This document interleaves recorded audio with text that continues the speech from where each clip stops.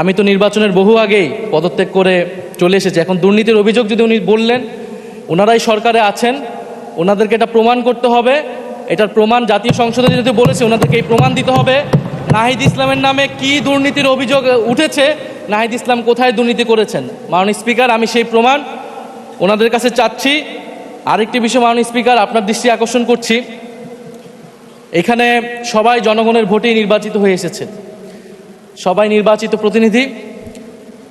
হ্যাঁ, আমার বয়স 28, আজকে আমার জন্মদিন, এবং আমি নবীন সদস্য। কিন্তু এখানে মাননীয় স্পিকার, আমিও জনগণের ভোটেই নির্বাচিত হয়ে এসেছি, কারো ছোট ভাই হিসেবে আমি এখানে আসিনি।